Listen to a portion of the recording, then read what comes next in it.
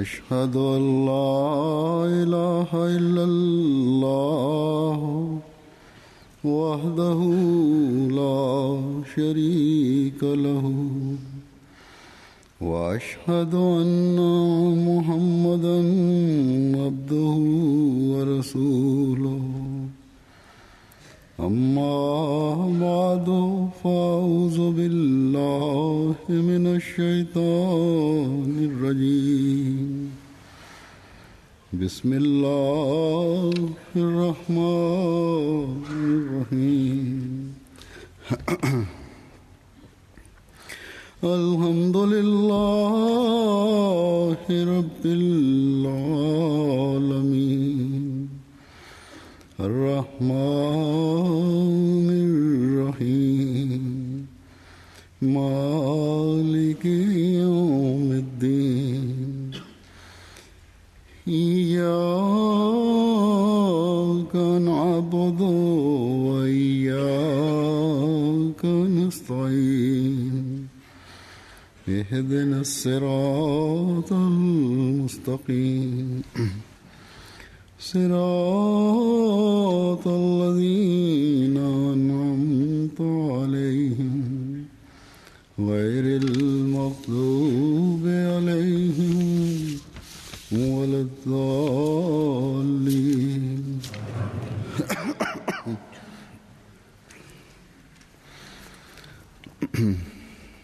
गुज़श्ता तकरीबन एक माह से ज़्यादा अरसा Hazur says that for the past approximate month or so, I was on a tour of various countries of Europe. Germany, Norway, Holland, Denmark and Belgium were all included within this tour. Through the grace of Almighty Allah, during this tour, at every single moment the graces of Allah were witnessed, as is always the case, where on the one hand within the Jamaat, devotion and sincerity and also loyalty were displayed. There on the other hand, through Allah's grace,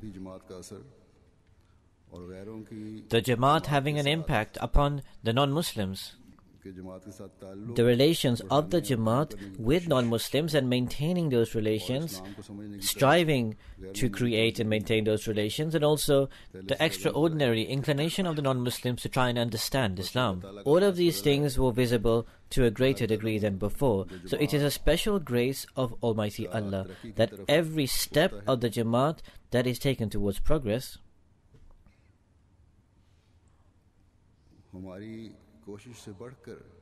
more than our own endeavors and efforts,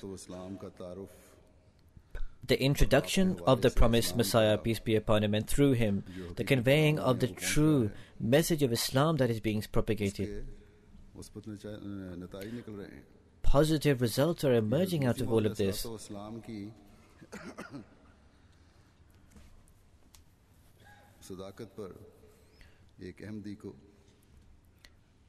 This sign of the truthfulness of the promised Messiah, on whom be peace, further strengthens an Ahmadi.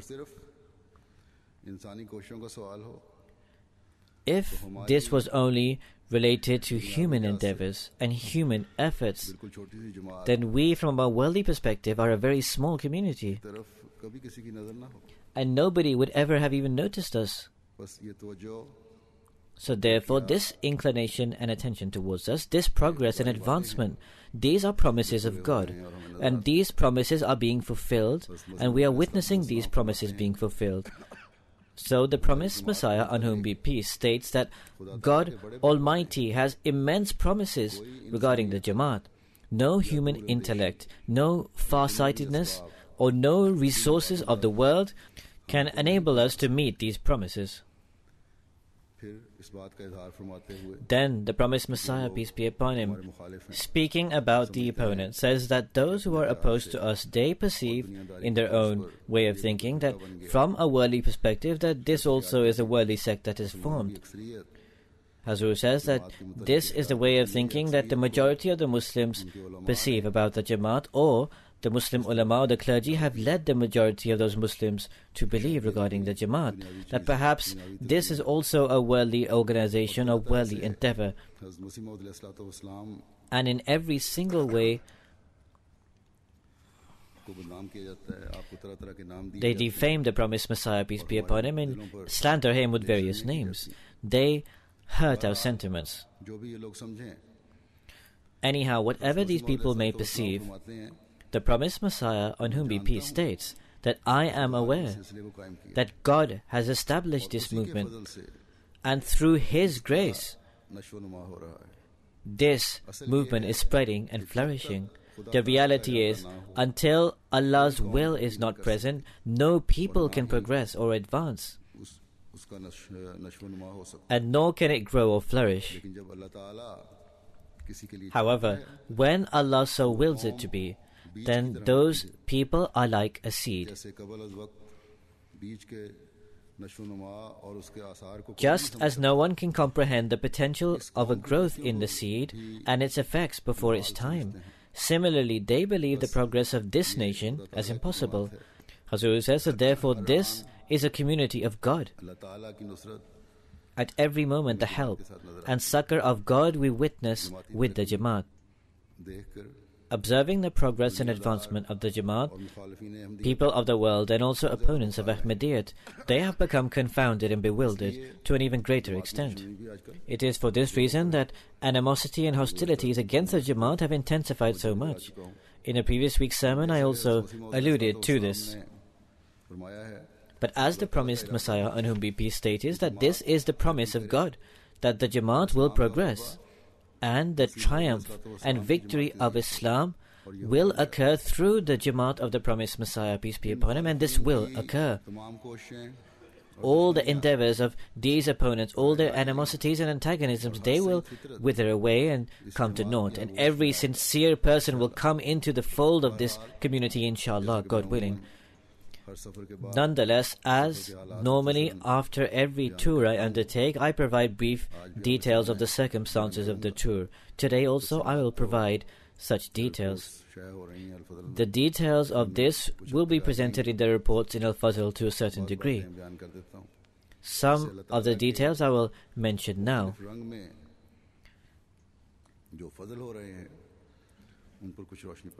The grace and bounties of Allah that are being displayed, this is shed a light upon in these reports. During these tours, there is a benefit naturally of meeting these Ahmadis, but also non-Muslims, worldly people. The manner in which they are being inclined towards Islam, they are also benefiting from these meetings. An opportunity is gained to present the true picture of Islam.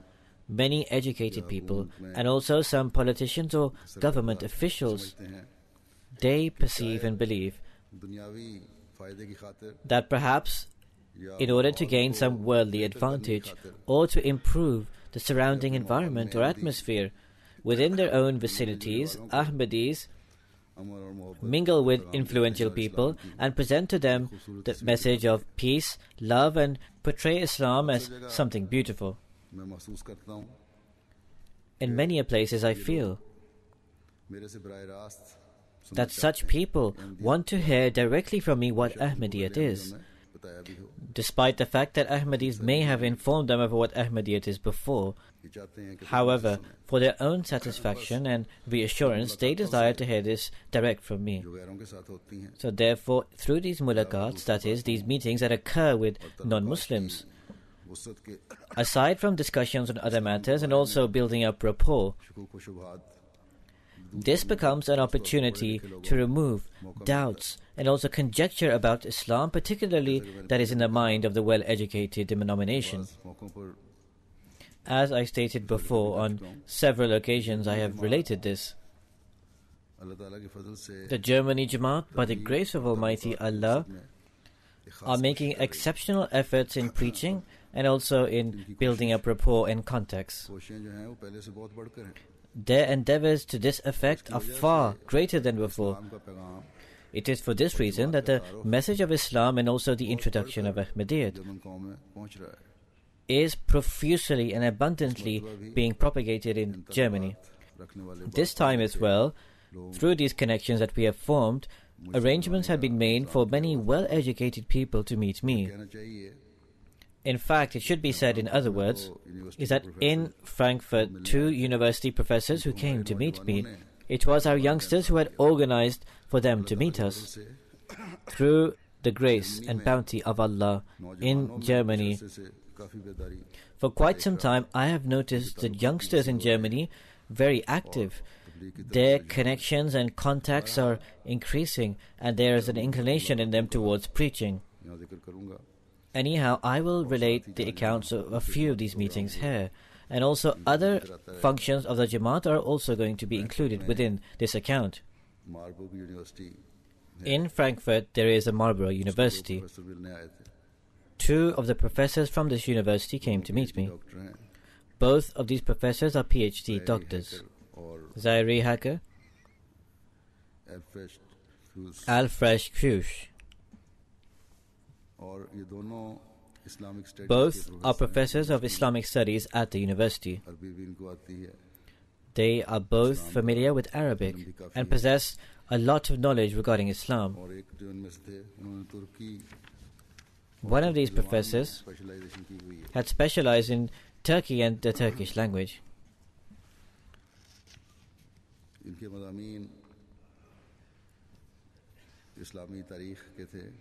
And his subjects were of Islamic history. There were also discussions held with him regarding this Islamic history. I said the following to him, that do not rely on only your historians or those historians who are influenced by Western historians. So do not only read their books. In fact, read the books of Arabic. Those historians who use original sources or other sources such as Hadith also study this. In the same vein, there is a book by Hazrat Mirza Bashir Ahmed Sahib, Sirat al-Nabi, the life and character of the seed of the Prophets. 1 volume of this has been translated, so I said to them that this should be obtained. By reading it, you would be able to decipher how, first of all, the life of the Prophet has been related and also how the allegations have been replied to. Anyhow, may Allah enable the rest of the book to be translated soon. This is an excellent book, in particular for those people who, along with studying the life of the Prophet, peace and blessings of Allah be upon him, can also acquire replies to allegations against Islam.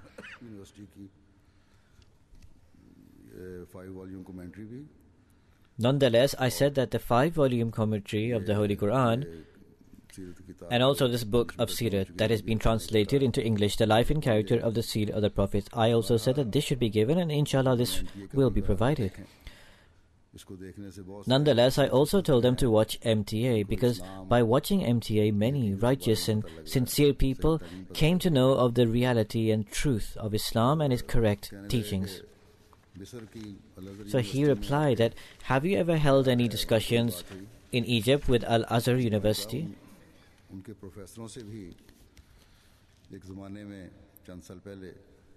So I responded that once, a few years ago, we held discussions with one of the professors, and the people of our Arabic desk, Sharif Ode Sahib and some others, they prepared a book to send there. This book was sent to them, but anyhow, they have hearts of stone. But those who are righteous, those who are sincere, if they read this book, then anyhow their hearts are opened. So this was quite a lengthy discussion that took place, that occurred with these people. They left with a positive impression.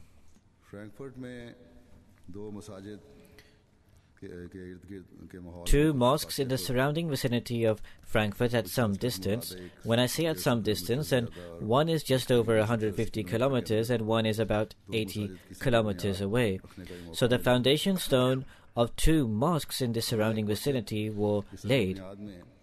In one of the foundation stone laying ceremonies, the deputy mayor arrived as a representative of the mayor.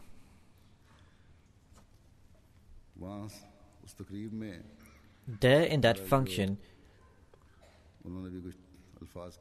he expressed a few words and I also said a few things with reference to the mosque. But after, during our discussions, he said that I have heard Now look at this state. This perception is not something of olden times. Even in this enlightened era, this perception still exists in Europe. He said that I have heard that a non-Muslim is not permitted to either read or look at the Holy Quran, and that this is a crime in Islam. So I said that, who told you this?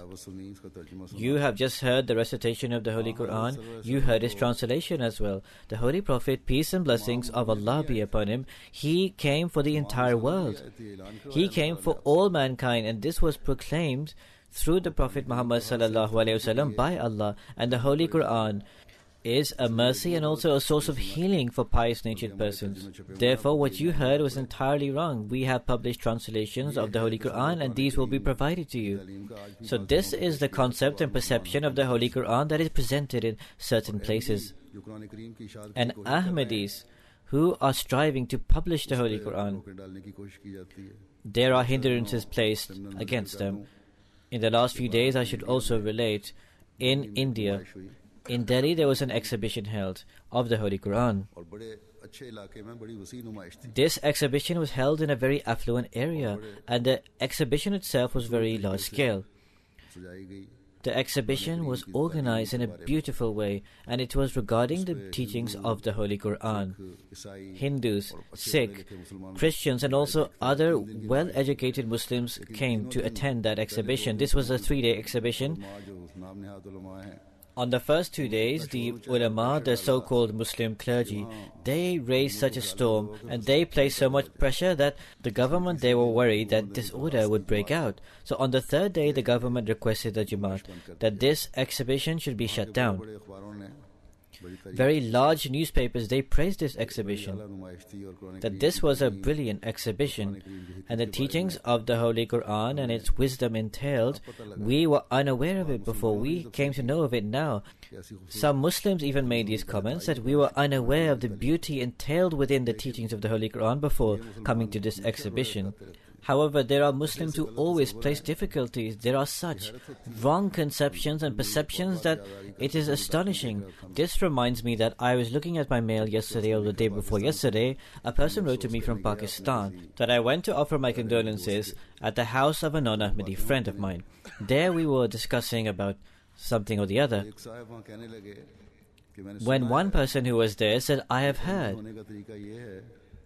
that the manner of becoming an Ahmadi is that prior to becoming an Ahmadi, they lock you in a room.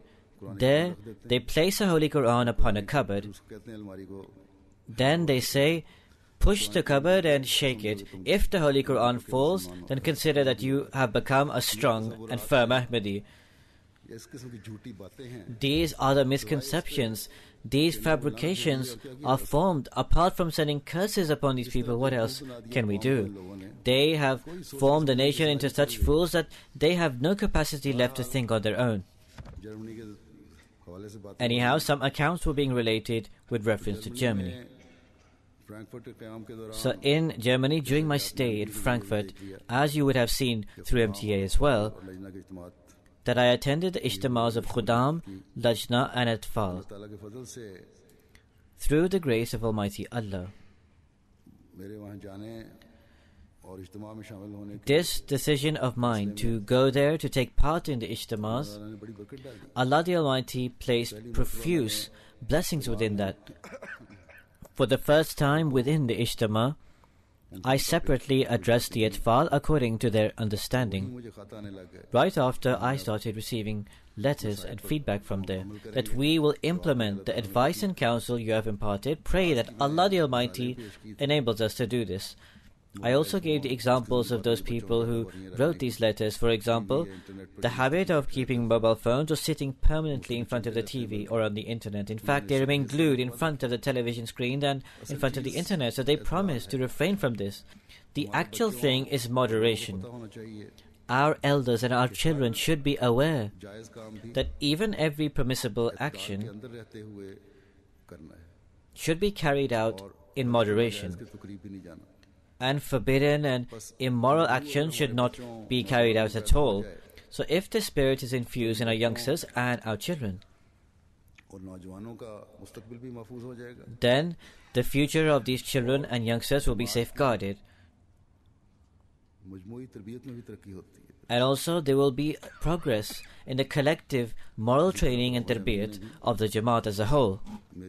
Similarly, the manner in which Khuddam al-Ahmadiyya obeyed me and displayed a positive reaction, may Allah the Almighty grant them the ability to implement this perpetually, and also reward them that they promptly obeyed what I told them and also implemented it immediately. There was also a very good program held by the Lajna. I related this previously as well. However, I would like to draw the attention of Lajna towards one matter. In fact, I would like to draw the attention of all the Lajna worldwide that with reference to this sermon, one lady wrote to me that in the main hall there was a very good environment. People listened to your sermon attentively and quietly, but in the hall for children, there was noise emanating from the children, as normally occurs to a certain degree. But the ladies, because they were far away from the main hall, they were talking profusely. So in the separate marquee or hall that is provided to the ladies, to such ladies who have children with them, they should take care of this, that the children to the maximum extent possible should be kept quiet through gestures, and they themselves should give attention towards the proceedings. This hall is not given to them that they sit there and they gossip and chatter. So next time they should give attention towards this, and the administration should pay a special heed for this.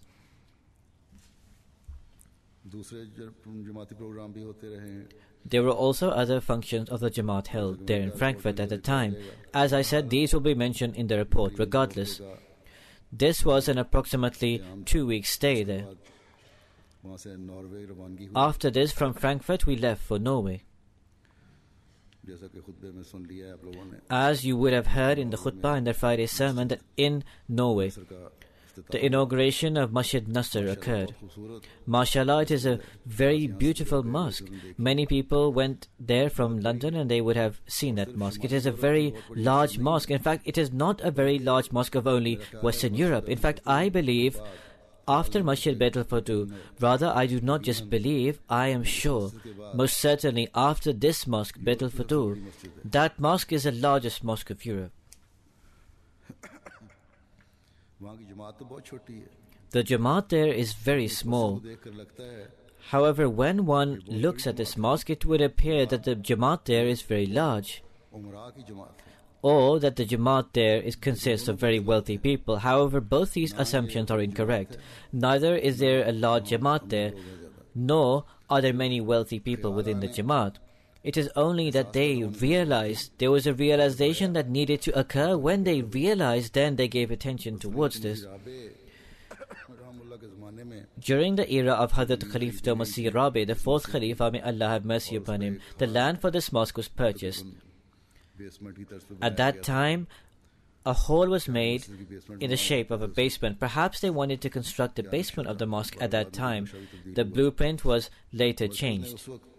But anyhow, at that time, the Markaz gave 3 or 4 million krone, or approximately 400,000 or 500,000 pounds to support that project. Then they were told that you need to make the mosque with your own resources.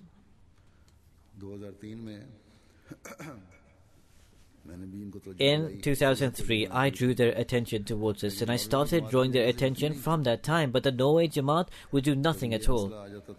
Sometimes one issue would arise and sometimes some other issue would arise. They pestered me so much that ultimately I said, do whatever you may please.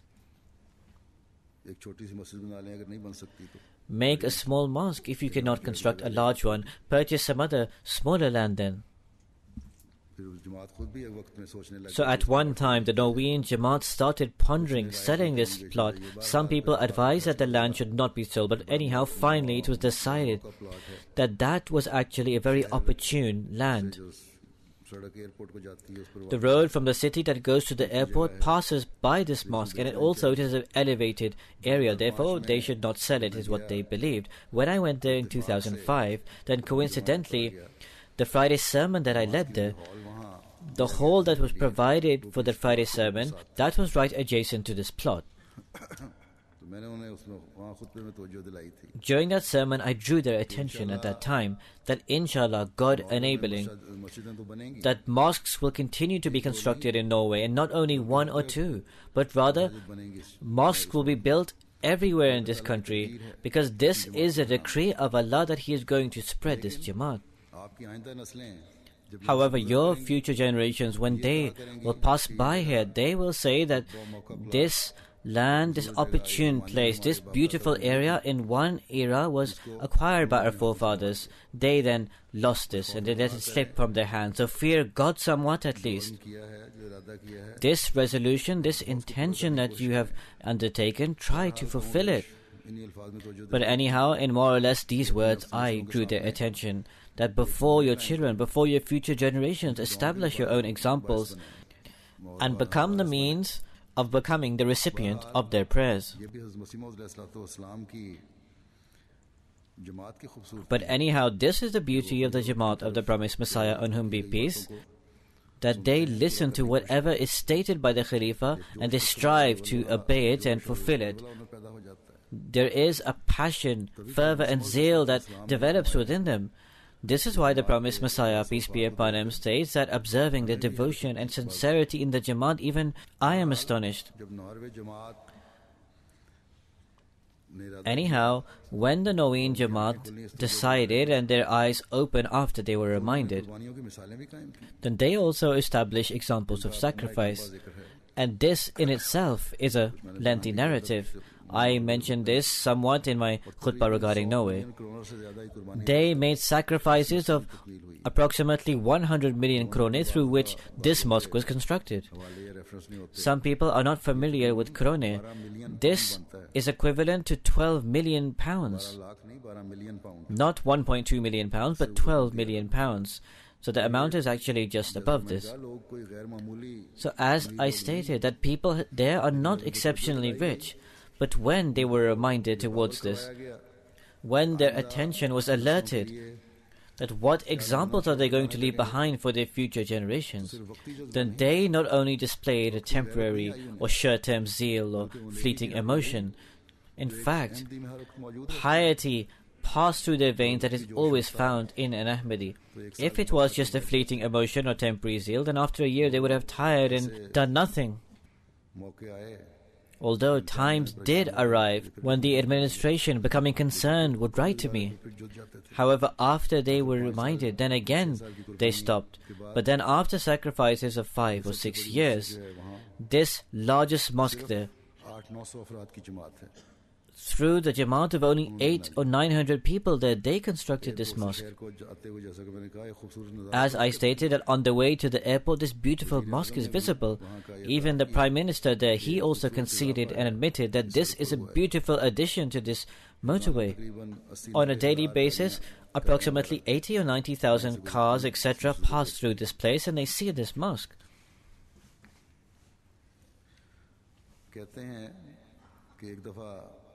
It is said that when once somebody has a taste for something, then to obtain it, he makes every single possible effort. It seems that our Norway Jamaat also developed this very state, and this state developed in the majority of the people of the Norway Jamaat. Either the state was such that they searched out excuses for 10 years whether the mosque could be constructed or not. They would present a list of difficulties that they were facing. But now, on the other hand, they say that there is another place, there is another city called Kristiansand. The Jamaat there is very small, and they say that we would like to build a mosque there as well.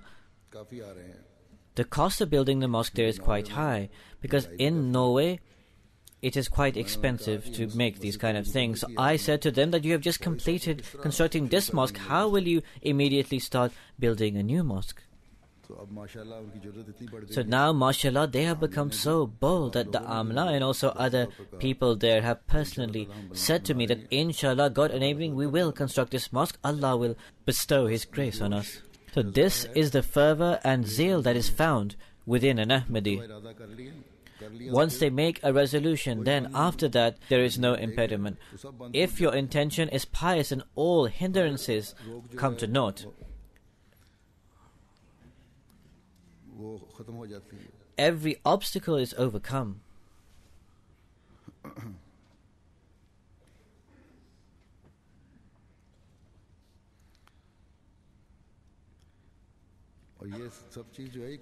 And all of this is not any individual or just those few members of the Jamaat who have worked wonders. This is actually the favor and bounty of Allah, that He infuses His blessings and transforms the state of the hearts of people.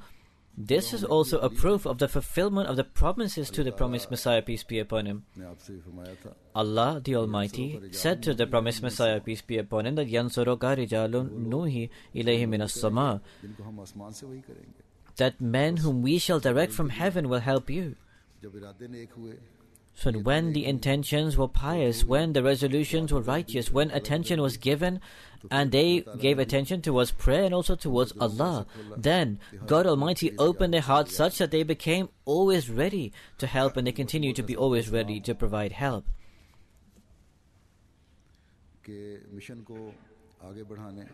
In order to further the mission of the promised Messiah, peace be upon him, in order to fulfill this ardent desire of the promised Messiah, on whom be peace, that in order to introduce Islam, construct a mosque, that is, those mosques that the people who make it, the people who worship in it, they implement the instructions of Allah and His Messenger.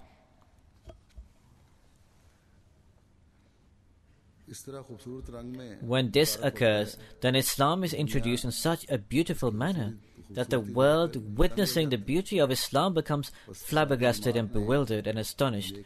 So therefore the members of the Jamaat, in order to perform a pious act, strove to reform themselves. Subsequently, Allah the Almighty infused incredible courage, spirit, and also ability to perform their task. And Allah the Almighty is also infusing this elsewhere in the world. This time, during my tour, I saw the members of the Jamaat greatly increased in their devotion and sincerity and also faith. May Allah the Almighty always go on increasing their faith and sincerity, and may Allah go on increasing the faith and devotion of every Ahmadi. Norway is also amongst those European countries where usually there is a great need to pay heed towards tarbiyat, that is, moral issues. There is a lot of inclination towards the world. However, on this occasion, after I explained to them, that is, the men, the women, the boys and the girls, I saw in their eyes modesty, shame and also regret. I saw a resolution and intention that we are going to remove our weaknesses. In particular, in the Waqfin-e-Nau and the Waqfat-e-Nau, they expressed the following. That is, when during their class I explained to them what their responsibilities were.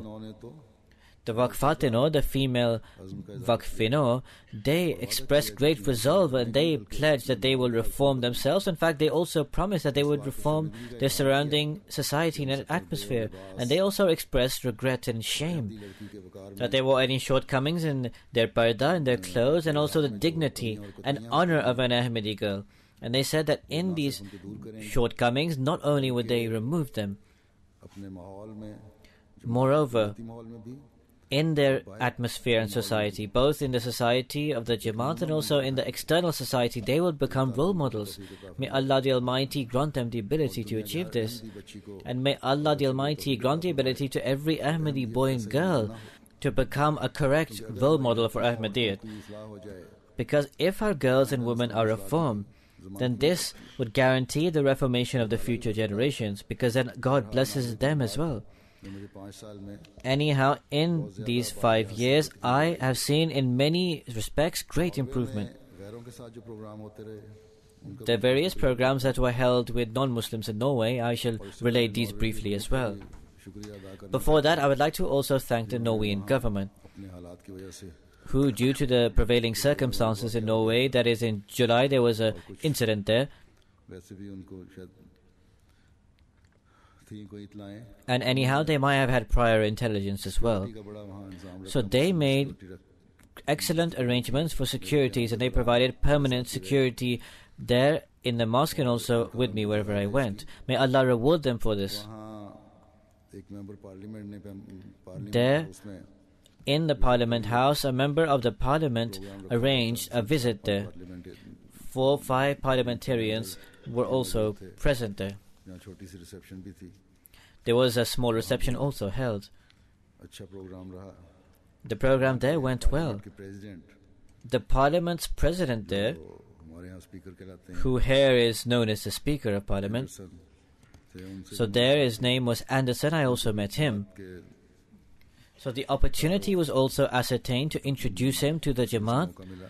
in great detail. मसीह मौद अलैहिस्सलाम की बेइज्जत का मकसद The purpose of the advent of the promised Messiah alayhi salam, the Prophet Muhammad sallallahu alaihi wasallam's prophecy regarding the promised Messiah alayhi salam, all of these things were explained in detail. So then he asked, what is the difference between you Shias and Sunnis? So through this, other avenues of discussion opened. So anyhow, in this way, the discussion continued.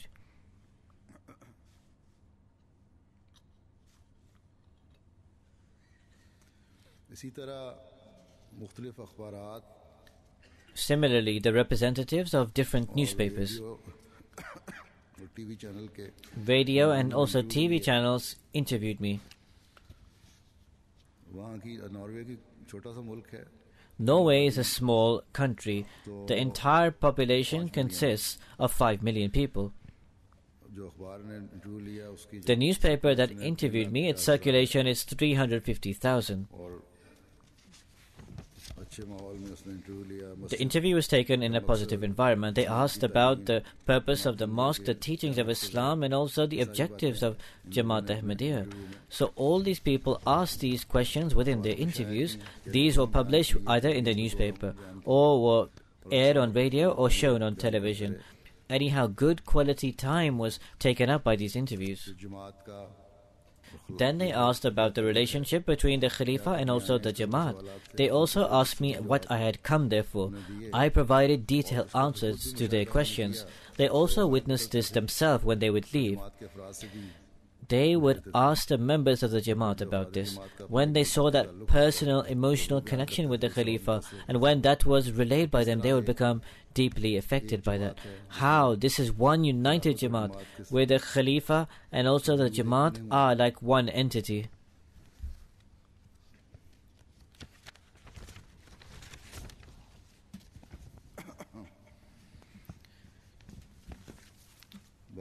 Nonetheless, the remaining discussions was in reference with the Muslims. They asked what Muslims believe in and what you believe, why they do not allow you to call a mosque, why they do not consider you as Muslims.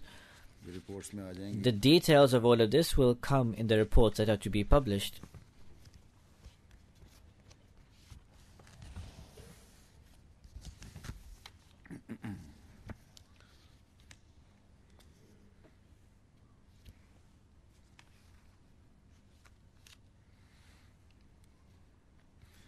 Norway में जब हमारी reception हुई है मस्जिद की, In the reception following the inauguration of the mosque, तकरीबन वहाँ local approximately 120 local Norwegians came, amongst whom 11 were parliamentarians. वज़ीर दिफा The defense minister of Norway, who is a lady, she came as a representative of the Prime Minister, and she also read out a message from the Prime Minister. से पहले भी Prior to this, discussions had already been held in detail with her. कि मैं She said that आपके दर्द को महसूस कर सकती हूँ. I can emphasize and feel your pain in terms of what occurred in Lahore. इन्होंने जिक्र किया था. That is, she mentioned, because I had said to her previously that I had already sent a message to you and we can emphasize with your feelings, इसी तरह शहीद किए जाते हैं. because Ahmadis are martyred in the same way, is what I said.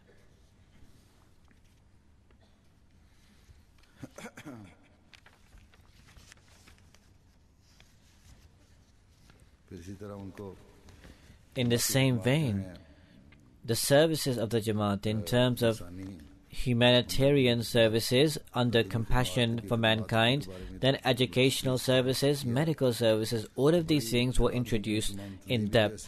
So she was astonished that there was a Muslim organization who was performing all of this work. कहा था कि मैं थोड़े वक्त के लिए आई हूँ. Then she said that I have only come for a short time. उन्होंने वापस जाना था. She was due to return at about 8:45 p.m. at night, but what happened was that the speaker who was addressing the gathering before me, he went over his time. तकरीर शुरू हुई. So my speech began at 8:45 p.m. and she remained there calmly. लंबी थी. The speech was quite long. I have observed that normally in Scandinavian countries, people are not used to listening to speeches of more than 35-40 minutes. So I spoke for about 50 minutes and she listened to this quietly and attentively. After, I apologized to her, but she said, no, today I felt as if I had used my time appropriately. So then after, she sat there and she also ate food. So where she was due to leave at 8:45 p.m., by 9:30 she did not even feel like getting up. So many things were discussed there. In the reception, I spoke with reference to the mosque, that the reason for building the mosque is to worship the one God. And when people come here to worship the one God, then there can be no question whatsoever of any terrorism or any thoughts of disorder or a lack of peace occurring. There are even organizations and denominations in Norway who raise fierce allegations against the Holy Prophet ﷺ and also the teachings of the Holy Quran. For this reason, I wanted to explain and expound to them from the Holy Quran and the Holy Prophet ﷺ's life. I explained to them that the anguish and the passion of the Prophet Muhammad ﷺ was such, his state was such that his nights would be spent in anguish of deep and intense prayers. That may Allah the Almighty enable these people to tread the right path and to recognize God. I expounded to them that if in the heart of the Holy Prophet, peace and blessings of Allah be upon him, any sort of notion to conquer the world existed, he would not have prayed in anguish at night. And those prayers and anguish at night was not only for the attainment of peace for mankind in this world, it was also for the attainment of peace for mankind in the hereafter as well. These prayers he performed with such intensity and anguish were for that purport as well. So anyhow, it was an excellent program with reference to the Holy Quran and the life of the Holy Prophet, peace and blessings of Allah be upon him. And this was explained in great detail. So I explained this in that reception.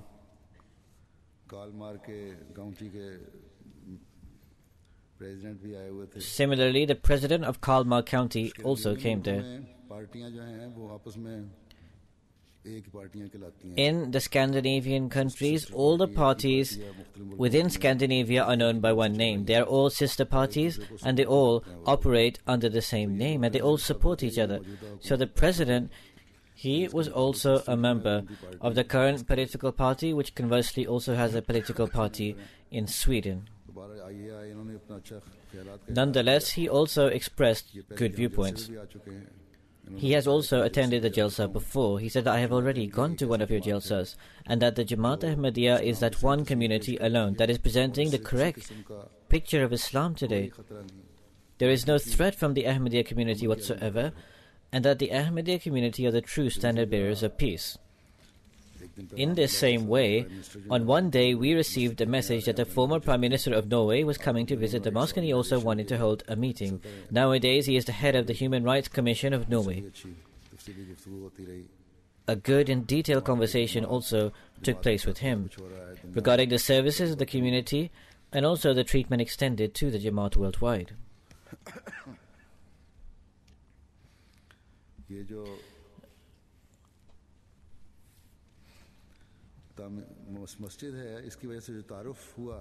The way we were introduced because of the inauguration of the mosque, that is also quite strange. There is an organization that publishes reports about buildings constructed around the world. This is called World Architecture News. This is online. Monthly, they receive 10 or 11 million visits.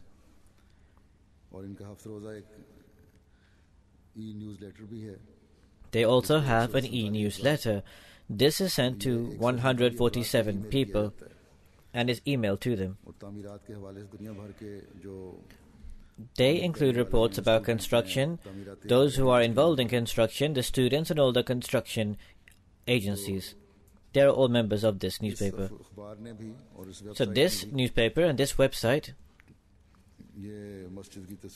they published a picture of this mosque and also news regarding the mosque, that this is the largest mosque in Northern Europe, that this has been constructed, and that to inaugurate this mosque, the head of the Ahmadiyya community has come. that the mosque is a national landmark. Especially as it has been designed, this mosque that is, it is a symbol of peace. Such news was provided in this news. So in this way, through the introduction of the mosque, I have just mentioned this detail, but actually they also presented a detailed introduction to Islam.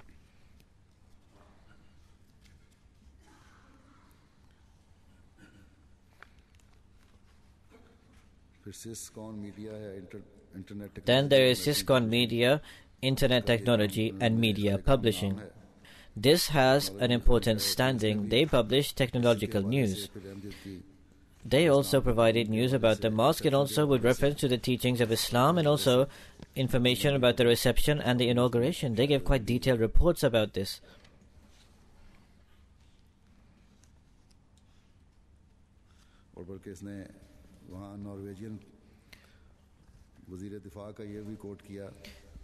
In fact, they quoted the Norwegian defense minister saying that in the construction of New Norway, a key role is of religion. This is why we should open our hearts for everybody, and we would need to bring everyone together, as we are witnessing here today, that is in the reception of the mosque.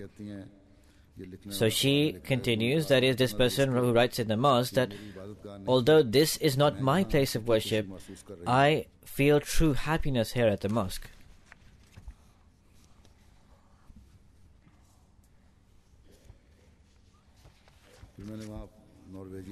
Then she also provided details of how I expressed my condolences on the incident that occurred in Norway.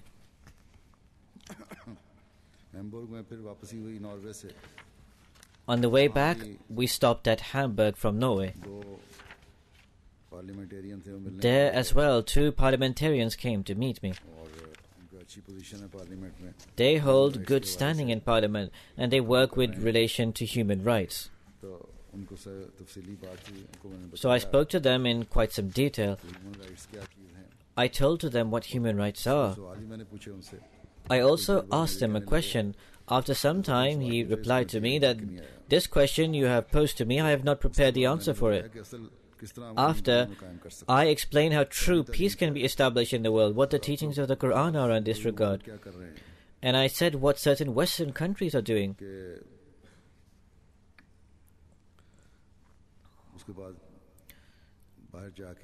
Later, when they left, they told the Ahmadi friends who had brought them that Hazur has given us new perspectives to think about regarding peace in the world. Now I will ponder on this so we can come to know how peace can be established in the world and what means should be adopted and what we should refrain from doing. I said to them openly that on the one hand, those same powers are proclaiming peace, and those same powers who proclaim peace are also providing weapons to others, that is, to those countries that are at war. So peace cannot be established in this way. Then, on the pretext of peace, you people are going on performing cruelties and oppressing others. There are the examples of Libya and so on and so forth.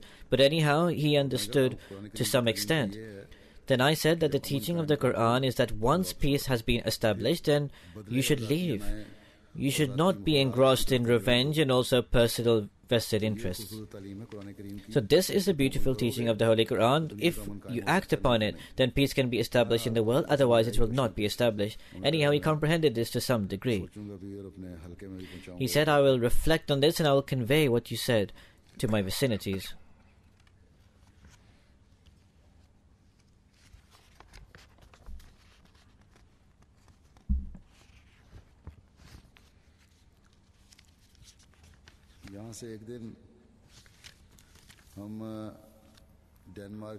There, one day we stopped at the city in Denmark, Nosko. We have a Jamaat comprising of Albanian and Bosnian Ahmadis who make up approximately 100% of the Jamaat. There are perhaps no Pakistanis there, I believe. So it was my desire that I should go there. It is a Jamaat of great devotion and loyalty. There were many benefits of going there because there were some tarbiyati problems that I came to know of. Some people there are so devoted and sincere that one becomes astonished, although I had not met them or seen them before, but from the children to the elders. I met all of them. So this proved of great benefit. We spent one night there. There is a center there which Jamaat has purchased for some time. Congregational and the Friday prayers are also undertaken there. That center has been given the shape of a mosque.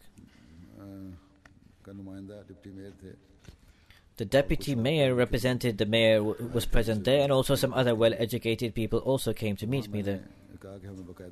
So there I said that if we were provided land to build a purpose-built mosque, then we would build that. So they have promised, that is the mayor, that there is no reason why we should not give you the land, because we have now come to know that your community is a peaceful Jamaat. This is that same city where a few months previously, that center which was made into the shape of a mosque of ours, the local people, that is those who are opposed to Islam, they came and painted graffiti and also threw some rubbish there. But anyhow, the local administration and the police, they supported us to quite some degree. So there is opposition that is present there, but despite this, through the grace of Almighty Allah, the message of Ahmadiyyat, the message of Islam that is being propagated, and the well-educated and intellectual section of people are realizing that Ahmadiyyat is presenting that picture of Islam which is the true picture of Islam and is the peaceful Islam. And this is providing great benefit. And also during the tours, when the newspapers publish the reports of the Jamaat, etc., then this also spreads the message further. In the same way, on the way back, in Brussels, Belgium, I was enabled to lay the foundation stone for the first mosque called Bet al-Majid. Inshallah, God willing, I hope that this will be completed within 1 year or even earlier than that.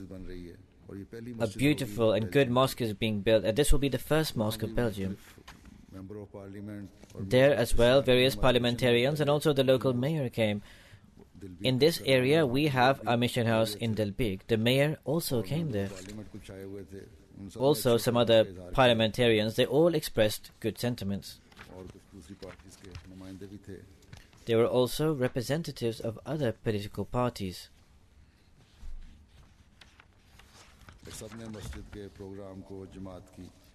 All of them praised the Jamaat's programs and also the teachings of the Jamaat most profusely.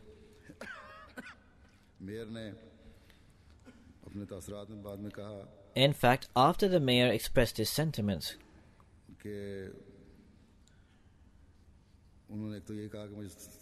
he said, first of all, that provide me photos and DVDs of the entire proceedings and the function. He said that this beautiful teachings of peace of Jamaat Ahmadiyya and also this mosque, I would like to show to the council and the public, and I would like to show them that in our vicinity there is also a beautiful mosque and the beginnings of peace should be started. So he also stated that my speech or my address to them, he wanted the proceedings of that speech and he wanted to publish that on the council's website. Fawad Haider Sahib is a Moroccan who is there, who is a Muslim. He is a member of the Brussels Parliament. He also expressed his sentiments and he stated that the Muslims of the world have no future whatsoever without Khilafat. He also stated the following, that is, regarding me, that my sentiments and the message of peace and affection of Jamaat Ahmadiyya, I will without distinction present that to my professional friends, whether they are of Muslims or of any other faith, and also I will convey that to people in other places, most surely. In fact, he told our missionary to come and meet him this week. He has met me before as well. He's a very sincere and honest man, and he has very good connections with the Jamaat. He is very courageous and outspoken person. He expresses his views openly. Through the grace of Almighty Allah, by my visits, the attention of the newspapers are drawn. The attention of the politicians and also the leaders are drawn, and also other senior people's attention are drawn. So there are many benefits, but still, these are our efforts. The real fruits are actually going to be provided by Allah. So may Allah enable these fruits to continue to be provided.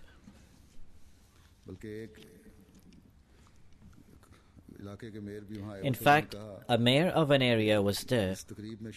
He said, I am extremely delighted to take part in this function. He stated that today a Minister of Education of Youth, Pascal Smith, was to come to my city for an official visit, and as a mayor it was necessary for me to be present there. But I believe that at this historical occasion, when Khalifatul Masih has come here, it is most important for me to come and partake in this function. So subsequently I have come to partake in this function in front of you. May Allah the Almighty reward him.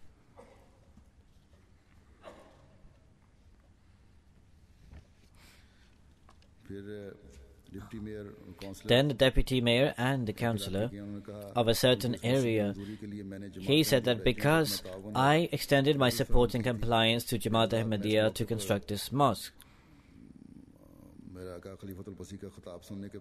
therefore, after listening to the speech of Khalifatul Masih, I am extremely happy, and I say with firmity that my decision to help and support and comply with the Jamaat was completely correct. And I was extremely delighted to hear from Khalifatul Masih that this mosque is not only a mosque. In fact, that this mosque will be a symbol of peace and affection for the public here. So therefore, in every respect, this tour was a blessed one. Allah the Almighty infused profuse blessings into this tour. In Belgium, one section that is against Islam, a few days prior, they spread profuse literature against the mosque, that this mosque should not be built. And they also set a date to carry out a procession or a rally. So 2 days before, a procession took place. On Saturday, the foundation stone was laid, and on Thursday, the procession occurred. So there was only a small amount of people who partook in that procession. Very few people gave regard to that. Allah the Almighty transformed the atmosphere such that the concerns of the administration there, they were completely abated. But anyhow, this is all the favor and bounty of Allah the Almighty. The promised Messiah, peace be upon him, says that our efforts are like child's play. Neither can we remove the filth from the hearts of people that is spread in the entire world, nor can we infuse a love of God in their hearts. Neither can we cause mutual brotherhood and love to occur between them, through which they can all become like one united entity. This is the work of Allah, Allah the Almighty, referring to the companions of the Prophet Muhammad sallallahu alaihi wasallam and addressing the Prophet Muhammad, peace and blessings of Allah be upon him, saying that هو الذي أيدك بنصره وبالمؤمنين وألف بين قلوبهم لو أنفقت ما في الأرض جميعا ما ألفت بين قلوبهم ولكن الله ألف بينهم إنه عزيز حكيم. That God, who through His help and through His believers supported you, and who developed such love in their hearts, that if you spent all the wealth of the world, you would not be able to foster such love still. But Allah the Almighty infused this love in their hearts. He is the God of power and the God of wisdom. That God who performed this work before, He can carry out this work again. We have trust in this. Those works which are destined to occur are infused with the Spirit of God. Just as a gardener waters his garden, and that becomes a fresh and lush garden. Similarly, the movement of His chosen one, Allah, provides it with progress and also freshness. That sect that is formed through human endeavors, within a few days, schisms and divisions occur. They progress for just a few days, but then eventually they stagnate. Day by day they vanish, because their bases are human thoughts and human endeavors. So therefore, this is the community of God. This will progress, and this is continuing to advance. May Allah grant us the ability to carry out whatever trivial and menial efforts we carry out, so that we can also partake in this blessing. May Allah the Almighty infuse our endeavors with blessings and also display to us the scenes of progress and advancement. After the Friday prayers, today I will lead a funeral prayer in absentia. This is of Khurshid Begum Sahiba, wife of Chaudhry Ghulam Qadir Sahib of Sialkot. She passed away on 4 October. Inna lillahi wa inna ilayhi raji'un. She served as a Sadr Lajna Kiva Bajwa for a long time. She would regularly perform the Tahajjud prayers. She was also strict in performing the formal prayers. She also recited the Holy Quran regularly. She would ensure that her children would perform the prayers and also recite the Holy Quran. She would always make efforts in this regard. She was also a Musi. One of her sons, Muhammad Iqbal Sahib, who is a missionary in Madagascar,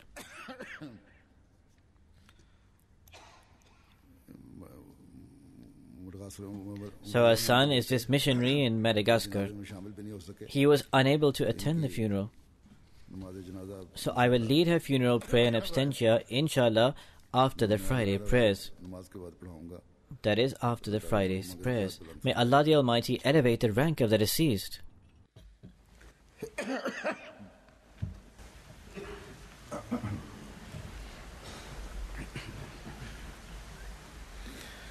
Alhamdulillah, alhamdulillah, nahmaduhu wa nasta'inuhu wa nastaghfiruh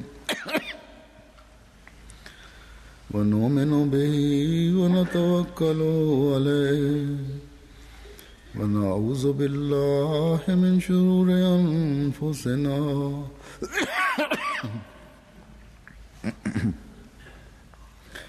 ومن سيئات أعمالنا من يهده الله فلا مضل له ومن يضلله فلا هادي له ونشهد أن لا إله إلا الله ونشهد أن محمدا عبده ورسوله